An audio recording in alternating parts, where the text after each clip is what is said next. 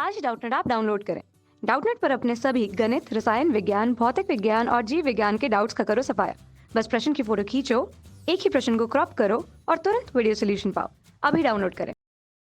Hello everyone, यहाँ पे हमें क्वेश्चन दिया गया है, नामांकित चित्र की सहायता से लघु बीजाणुधानी की संरचना का वर्णन संक्षेप में कीजिए। तो जो लघु बीजाणुधानी होती है ये क्या होती है? आवृत्तिबीजी परोपकाश में या आवृत्तिबीजी परागकोश में पाई जाती है। कहाँ पाई जाती है? आवृत्तिबीजी परागकोश में पाई जाती है। तो जो ये प्रारूपिक आवृत्तिबीजी परागकोश होता है ये क्या होता है? द्विपालित होते हैं। ये क्या होते हैं? द्विपालित मतलब दो खंडों में होते हैं या दो साइड से होते हैं, तथा प्रत्येक पाली में दो कोष्ठ होते हैं। तो इस जो द्विपाली होती है इनमें क्या होते हैं? प्रत्येक पाली में क्या होते हैं? दो कोष्ठ। तो द्विपालित में मतलब कितने हो गए? चार कोष्ठ। टोटल कोष्ठ कितने हो गए? यहाँ पे चार कोष्ठ होते हैं, अर्थात ये द्विकोष्ठी होते हैं। अर्थात जब मतलब इनमें दो कोष्ठ उपस्थित होते हैं तो इसलिए इन्हें क्या कहते हैं? द्विकोष्ठी कहते हैं। तो ये जो परागकोश होते हैं आवृत्तिबीजी पौधों के ये क्या होते हैं? द्विकोष्ठी होते हैं। प्रायः एक अनुलंब खांच प्रवारक को अलग करते हुए लंबवत गुजरता है। तो प्रायः क्या होता है? एक अनुलंब खांच, एक अनुलंब खांच होता है जो क्या करता है? दोनों कोष्ठों को अलग करता है। तो ये अनुलंब खांच होता है जो क्या करता है? दोनों कोष्ठों को क्या करता है? अलग करता है। अब यहाँ क्या होता है कि जो परागकोश होता है ये एक चार दिशीय संरचना होती है।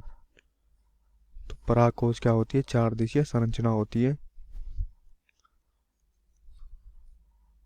मतलब चार दिशाओं में फैली हुई होती है ये। तो ये एक चार दिशीय संरचना होती है जिसमें चार कोनों पर लघु बीजाणुधानी समाहित होते हैं। तो इन चारों कोनों में क्या होती है? जो लघु बीजाणुधानी होती है। क्या होती है? लघु बीजाणुधानी। ये चारों कोनों पे क्या होती है? समाहित होती है, जो प्रत्येक पाली में दो होती हैं। तो ये क्या होती है? लघु बीजाणु प्रत्येक पाली में दो होती हैं। क्या होती है? प्रत्येक पाली में दो होती है। मतलब कितनी हो गई? चार हो गई, क्योंकि द्विकोष्ठ है। ठीक है। तो अब क्या होता है कि यह लघु बीजाणुधानी आगे विकसित होकर परागपुट्टी बन जाती है। तो ये जो लघु बीजाणुधानी होती है ये जब आगे विकसित होती है तो किसका रूप धारण कर लेती है? परागपुट्टी। मतलब क्या बनती है ये परागपुट्टी बन जाती है। यह अनुलंबवत एक परागकोश की लंबाई तक विस्तारित होती है। तो यह क्या होती है? जितना एक परागकोश हो सकता है उसकी लंबाई तक क्या हो सकती है? विस्तारित हो सकती है। और परागकणों में ठसाठस भरे होते हैं। तो ये जो परागपुट्टी होती है इसमें क्या होते हैं? परागकण भरे हुए होते हैं। क्या होते हैं? परागकण भरे हुए होते हैं, मतलब फुल भरे होते हैं। कौन? ये परागपुट्टी जो है परागकणों से फुल भरे हुए होते हैं। अब हम बात करें यहाँ पे लघु बीजाणुधानी की संरचना की। तो ये क्या होता है? एक अनुप्रस्थ काट में एक प्रारूपी लघु बीजाणुधानी बाह्य रूपरेखा में लगभग गोलाई में प्रकट होती है। तो हम इसकी अगर बाह्य रूपरेखा की बात करें, क्या करें? बाह्य रूपरेखा की बात, तो ये क्या होती है? बाह्य रूपरेखा में क्या होती है? गोलाई में प्रकट होती है। क्या होती है? गोलाई में प्रकट होती है। यह सामान्यतः चार भित्तियों से आवृत होती है। तो मतलब इसके और बाहर क्या होते हैं? चार आवरण होते हैं। क्या होते हैं? चार आवरण। तो ये क्या होती है? चार भित्तियों से क्या होती है? आवृत होती है। इसमें क्या क्या होती हैं? जो चार भित्तियां होती हैं वो होती हैं एपिडर्मिस, एंडोथेशियम, मध्यपर तथा टेपिटम। तो जो चार भित्तियां होती हैं ये कौन कौन सी होती हैं? यहाँ पे पहली होती है जिसको एपिडर्मिस कहते हैं, या हम क्या कहते हैं? बाह्य त्वचा। क्या कहते हैं? बाह्य त्वचा। जो दूसरी होती है वो होती है एंडोथीशियम या अंतस्थिशियम। क्या कहते हैं? अंतस्थिशियम। जो तीसरी परत होती है वो जो तीसरी परत क्या होती है? ये होती है मध्य परत। और मध्य परत के बाद क्या होती है? टेपिटम। मध्य परत के बाद क्या होती है? टेपिटम होती है। तो ये चार भित्तियों से क्या होती है? घिरी हुई होती है। अब क्या होता है? टेपिटम बाहर की ओर की तीन परत संरक्षण प्रक्रिया का कार्य करती है। तो ये जो बाहर की और 3 प्रक्रियाएं हैं, ये क्या करती हैं? संरक्षण का कार्य करती हैं। क्या करती हैं? संरक्षण का कार्य करती हैं तथा परागकोश के स्फुटन में मदद कर परागकण अवमुक्त करती हैं। तथा जब परागकण का क्या होता है? परागकोश का स्फुटन क्या करती है? परागकोश के स्फुटन में क्या करती है? मदद करती है तथा क्या करती है? परागकण को अवमुक्त करती है। तो इसमें जो परागकण होते हैं, इन परागकणों को अवमुक्त करती है, या मतलब क्या करते हैं? बाहर की ओर फेंकते हैं। इसकी सबसे आंतरिक परत टेपिटम होती है। तो जो ये टेपिटम होती है, चौथी लेयर होती है, जो चौथी परत, ये क्या होती है? सबसे अंदर की परत होती है। यह विकासशील परागकणों को पोषण देती है। अब ये जो टेपिटम होती है, ये क्या करती है? जो विकासशील परागकण होते हैं, इनको क्या करती है? पोषण देती है। कौन देती है पोषण? टेपिटम इन परागकणों को क्या करती है? विकासशील परागकणों को पोषण देती है। टेपिटम को कोशिकाएं सघन जीव द्रव्य से भरी होती हैं। अब ये जो टेपिटम की कोशिकाएं होती हैं, टेपिटम की कोशिकाएं किससे भरी हुई होती हैं? सघन जीव द्रव्य, सघन जीव द्रव्य, या जिसको हम क्या कहते हैं? प्रोटोप्लाज्म, या साइटोप्लाज्म कहते हैं। और सामान्यतः एक से अधिक केंद्रों से युक्त होती हैं। और इनमें क्या होते हैं? सामान्यतः एक से अधिक केंद्र, मतलब एक से अधिक क्या पाए जाते हैं? केंद्रकों से युक्त होती है। जब एक परागकोश अपरिपक्व होता है, जब क्या होता है? एक परागकोश अपरिपक्व होता है, तो उसमें क्या होता है? घने सुसंबद्ध सजातीय कोशिकाओं का समूह, जिसे बीजाणुजनक ऊतक कहते हैं। तो उसमें क्या होता है? बीजाणुजनक ऊतक होता है। जो क्या होता है? बीजाणुजन ऊतक, जो क्या होता है? घना सुसंबद्ध सजातीय तथा कोशिकाओं का समूह लघु बीजाणुधानी के केंद्र में स्थित होता है। तो ये जो बीजाणुजन है, क्या है? जो ये बीजाणुजनक ऊतक होता है, ये कहाँ पाया जाता है? ये पाया जाता है लघु बीजाणुधानी के केंद्र में। कहाँ होता है? ये केंद्र में स्थित होता है।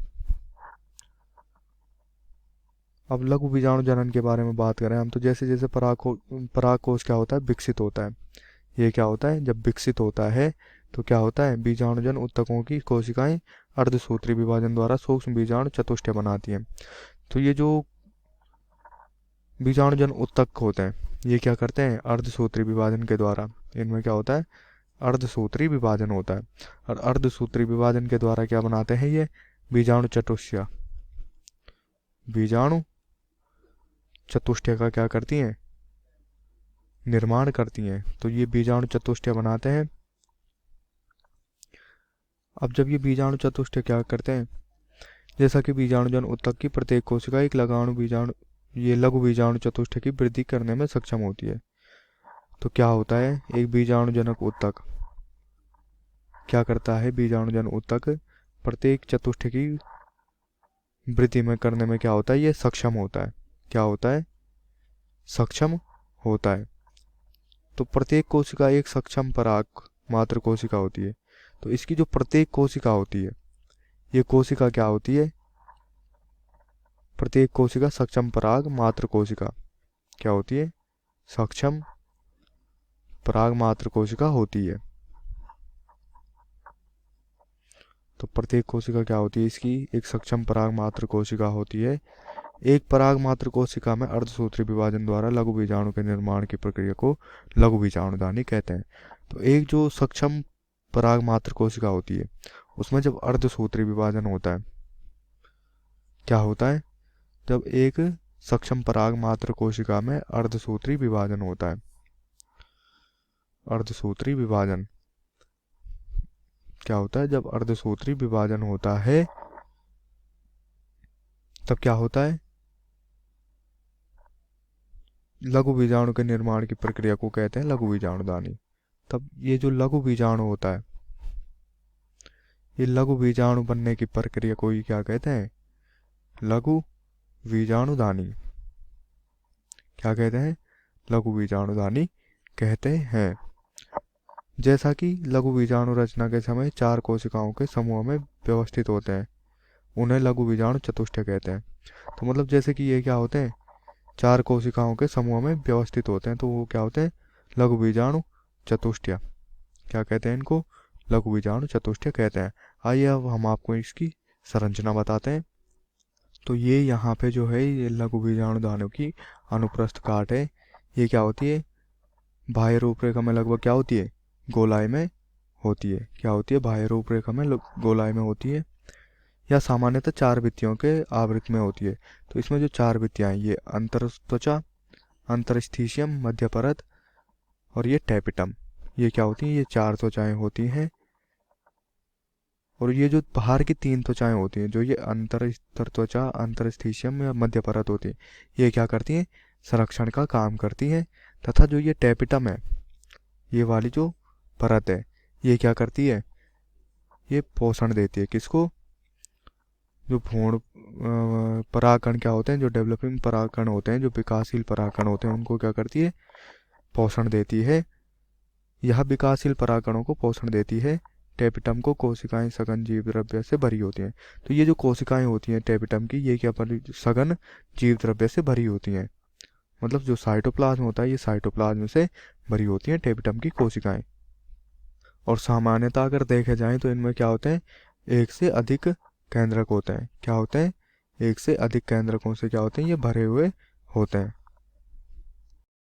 कक्षा 6वीं से 12वीं से लेकर नीट, IIT, JEE वो एडवांस के लेवल तक 1 करोड़ से ज्यादा छात्रों का भरोसा।